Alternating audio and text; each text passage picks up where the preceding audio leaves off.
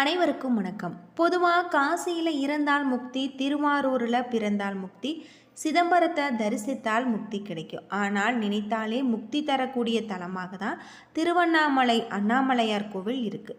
பஞ்சபூத தலங்களில் அக்னி தலமாக குறிப்பிடப்படுது. தேவார பாடல் பெற்ற 274 சிவாலயங்களில் இது 233வது தேவார தலமாக இருக்குது.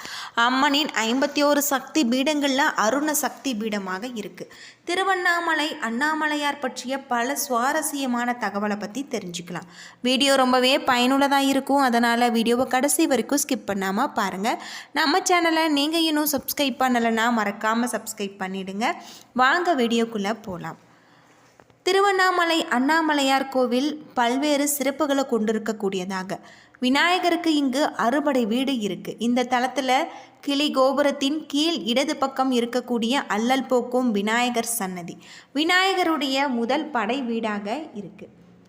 மனித வாழ்க்கை என்பது சாதாரண விலங்குகளை போல உண்டு உறங்கி குடும்ப வாழ்க்கையில் ஈடுபட்டு தற்காத்து பின்னர் மடிந்து போவது அல்ல. மனித வாழ்க்கையின் உண்மையான பக்குவத்திற்கு கோவில்கள் மிகவும் அவசியமான ஒன்றாக சொல்லப்படுது. இறை வழிபாடு இல்லாவிட்டால் நம்முடைய அன்றாட தேவைகளை நாம் வாழும் பூமி நமக்கு வழங்காது. அந்த அளவுக்கு மனித வாழ்வு கோவில்களை சார்ந்திருக்கு. கோவில் இல்லாத ஊரில் குடியிருக்க வேண்டாம் என்ற ஒரு சொல்லும் உண்டு. இதன் மூலம் கோவிலின் அவசியத்தை நம்மால் உணர முடியும். நம்முடைய பாரத தேசத்தில் பல கோவில்கள் இருக்குது. அதிலும் குறிப்பாக தமிழகத்தில் அமைஞ்சிருக்கக்கூடிய கோவில்களின் எண்ணிக்கையே சொல்லவே வேண்டாம். அப்படி அமையப்பட்ட கோவில்களில் சுமார் 1100 ஆண்டுகள் பழமை வாய்ந்தது என பெருமை பெற்றது தான் திருவண்ணாமலை அண்ணாமலையார் கோவில் அப்படின்னே சொல்லப்படுது. திருவண்ணாமலை அருணாச்சலேஸ்வர் திருக்கோவில் சுமார் 25 ஏக்கர் பரப்பளவில் பிரம்மாண்டமாக அமைஞ்சிருக்கு.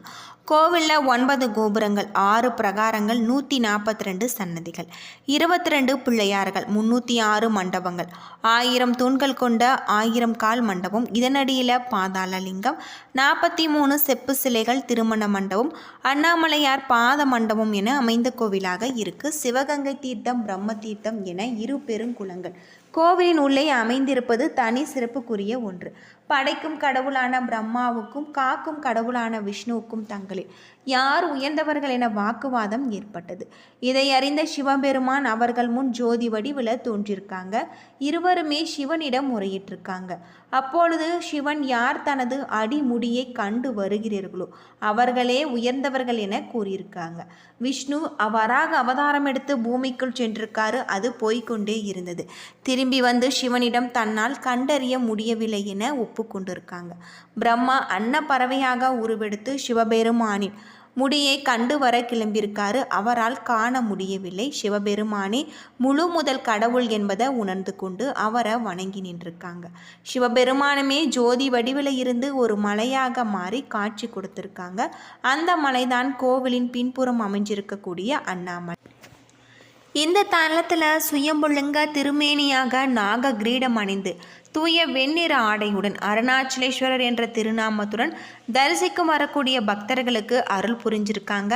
கருவறை கோசிடத்தில் ஈசனின் பின்புறம் லிங்கேஸ்வரர் எழுந்திருக்கிறதாகும். இறைவன் சன்னதியை அடுத்து உண்ணாமுலை அம்மனுக்கு தனி சன்னதி இருக்கிறதாக சொல்லப்படுது. பிரம்மா தன்னால் அடிமுடியை காணவில்லை என்பதை மறைத்து சிவபெருமானின் தலையில் இருக்கக்கூடிய தாளம்பூவை பொய் சாட்சி சொல்லவிட்டு கண்டுவிட்டதாகவும் பொய்யுரைச்சிருக்காங்க. இதை அறிந்த சிவன் கோபமுற்று இனி உனக்கு பூமியில் கோவிலோ பூஜையோ கிடையாது என சாபமிட்டிருக்காங்க. அதே போல தாளம்பூவை இனி தனது பூஜையில் உன்னை பயன்படுத்த மாட்டார்கள் எனவும் கூறிவிட்டிருக்காங்க. இதன் காரணமாக தான் இன்றளவுமே சிவாலயங்களில் தாளம்பூவை மட்டும் படைக்க மாட்டாங்க. பிரம்மோற்சவம், ஆனி மாத பிரம்மோற்சவம், மாசி மக தீர்த்தவாரி, கார்த்திகை தீபம், பரணி தீபம், மகா தீபம், பங்குனி உத்திரம், திருக்கல்யாண உற்சவம் ஆகிய திருவிழாக்கள் ஆண்டுதோறுமே இங்கு நடைபெறும். வருடத்தில் எல்லா மாதங்களிலுமே ஏதாவது ஒரு திருவிழா இந்த தலத்தில் நடந்து கொண்டிருப்பது சிறப்பு. ஒவ்வொரு மாதமும் பிரதோஷ விழா சிறப்பாக நடைபெறுவதாகும். தினமும் 6 கால பூஜைகள் இங்கு நடைபெறுது. சிவன் கோவில் அனைத்திலுமே சிறப்பு வழிபாடு திங்கட்கிழமையாக இருக்கும். சோமவாரம், சோம பிரதர்ஷனம் போன்றவற்றின் மூலம் இந்த உண்மையை நம்மால் அறிந்து கொள்ளலாம். ஆனால் திருவண்ணாமலை அக்னிமலை, அக்னிக்குரிய நாள் செவ்வாய். செவ்வாய்க்கிழமை. அக்னிக்குரிய கிரகம் அங்காரகன். ஆகவே இந்த தலத்தில் மட்டுமே சிவபெருமானுக்கு செவ்வாய்க்கிழமையன்று விசேஷ வழிபாடுகள் நடக்கிறதாகும். செவ்வாய்க்கிழமையன்று வழிபடுவோர் பிறவி பிணியில இருந்து விடுபடலாம் என புராணங்களில் சொல்லப்பட்டிருக்கு.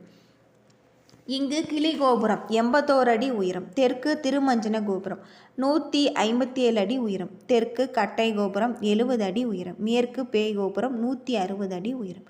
மேற்கு கட்டை கோபுரம் 70 அடி உயரம். வடக்கே அம்மணி அம்மன் கோபுரம் 171 அடி உயரம். வடக்கு கட்டை கோபுரம் 45 அடி உயரம் கொண்டிருக்கு. அண்ணாமலை கிருத யுகத்தில் அக்னி மலையாகும். கிரேத யுகத்தில் மாணிக்க மலையாகும். துவாபர யுகத்தில் தாமிர மலையாகும். கலியுகத்தில் கல்மலையாகவும் திகழ்கிறது. இந்த மலையானது 2688 அடி உயரம் கொண்டிருக்கு. கிரிவல பாதையின் தூரம் 14 கிலோமீட்டர். இந்த பாதையில் 20 ஆசிரமங்கள், 360 தீர்த்தங்கள், பல சன்னதிகள், அஷ்டலிங்கங்கள் இருக்கு. 26 சித்தர்கள் வாழ்ந்திருக்காங்க. அடிக்கு 1008 லிங்கம் அமைஞ்சிருக்கு. இந்த மலையை ஒவ்வொரு இடத்து நின்று பார்த்தாலுமே ஒவ்வொரு வகை தரிசனமாக 27 வகை தரிசனத்தை நம்மால் காண முடியும். இந்திரலிங்கம், அக்னிலிங்கம், யமலிங்கம், கிருதலிங்கம், வருணலிங்கம், வாயுலிங்கம், குபேரலிங்கம், ஈசானலிங்கம் என அஷ்டலிங்கங்கள் இருக்கு. கைலாயத்தில் ஆழ்நிலை தியானத்தில் இருந்த ஈசனின் கண்களை அன்னை பராசக்தி விளையாட்டாக மூடியதால இந்த பிரபஞ்சமே இருண்டது. இதனால அனைத்து ஜீவராசிகளும் துன்பத்திற்கு உள்ளாயிருக்காங்க. இதனால் ஏற்பட்ட பாவத்தை போக்க காஞ்சிபுரம் கம்பை நதிக்கரையில் அன்னை காமாட்சி தவம் புரிஞ்சிருக்காங்க. ஒரு நாள் கம்பை நதிக்கரையில் வெள்ளப்பெருக்கு ஏற்பட்டது. அன்னை காமாட்சி தான் அமைத்த சிவலிங்கம் கரையாமல் இருக்க மார்போடு சேர்த்து அணைத்து கொண்டதாகும். இதனால் அன்னையின் பாவத்தை சிவபெருமான் நீக்கியிருக்காரு. அது மட்டும் இல்லாமல் அப்போது ஐயன் தன்னை எங்களை எப்பொழுதும் பிரியாமல் இருக்க தங்களுடைய திருமேனியில எனக்கு இடம்பாகம் தந்தருள வேண்டும் என வேண்டியிருக்காங்க. அதற்கு சிவபெருமான் அண்ணாமலை சென்று தவம் செய் என்று சொல்லியிருக்காங்க. உமையும் தவம் செஞ்சிருக்காங்க. கார்த்திகை மாதத்தில் பௌர்ணமியும் கிருதையும் சேரும் நாளில் மலையின் மீது பிரகாசமான ஒளி ஒன்று தோன்றியது. அப்பொழுது மலையை இடதுபுறமாக சுற்றி என அசுரறி ஒலித்தது. அவ்வாறு கிரிவலம் சென்ற அன்னையை அழைத்து தன்னுடைய திருமேனியில இடப்பாகத்தை ஆட்கொண்டிருக்காங்க. சிவபெருமான் அர்த்தநாரீஸ்வரராக காட்சி கொடுத்திருக்காரு. இதை நினைவு கூறும் விதமாக தான் திருவண்ணாமலையில் மகாதீபம் ஏற்றப்படுவதாக சொல்லப்படுது.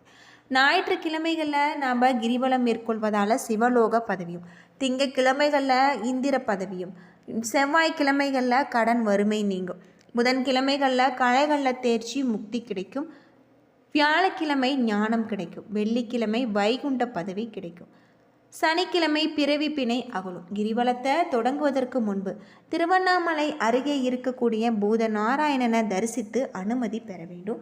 பூத நாராயணன் தான் இங்கு நாம் செல்லும்போது நமக்கு காவலாக இருப்பார். அது மட்டும் இல்லாமல் அவரை வணங்கிவிட்டு புறப்பட்டால் எந்தவித இடையூறு இல்லாமல் கிரிவலத்தை முடிக்க முடியும் என்பது நம்பிக்கை.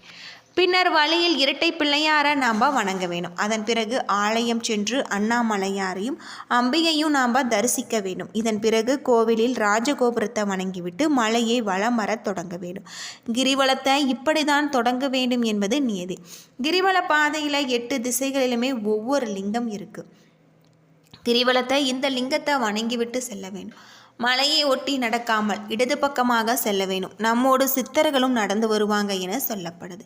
அவர்கள்தான் நம்முடைய மனதில் நினைப்பதை இறைவனிடம் கொண்டு சேர்ப்பாங்க என்பது ஐதீகம். கை கால்களை வேசிக்கொண்டோ பேசிக்கொண்டோ செல்லக்கூடாது. அமைதியாக மனதில் இறைவனை நினைத்து அண்ணாமலைக்கு அரோகரா என கூறிக்கொண்டே செல்ல வேண்டும். காலணிகள் அணியக்கூடாது. சந்தர்ப்பம் கிடைக்கும் போதெல்லாம் மலையை பார்த்து கை கூப்பி நாம் வணங்க வேண்டும். எல்லா தினங்களிலுமே நாம் கிரிவலம் செல்லலாம். ஆனால் பௌர்ணமி நாட்களில் இந்த மலையை வலம் வந்தால் ஏற்படும் நலன்களும் நன்மைகளும் ஏராளமே. அது மட்டும் இல்லாமல் கார்த்திகை மகாதீபம் இந்த கோவிலில் 10 நாள் திருவிழாவாக கொண்டாடப்படுது.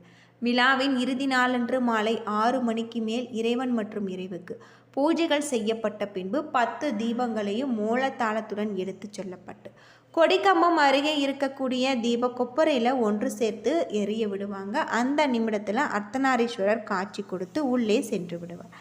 என்ன நண்பர்களே, இந்த வீடியோ உங்களுக்கு பயனுள்ள ஒரு தகவலை தந்திருக்கும்னு நினைக்கிறேன். வீடியோ பிடிச்சிருந்தால் லைக் பண்ணுங்கள், ஷேர் பண்ணுங்கள், கமெண்ட் பண்ணுங்கள். நன்றி நண்பர்களே.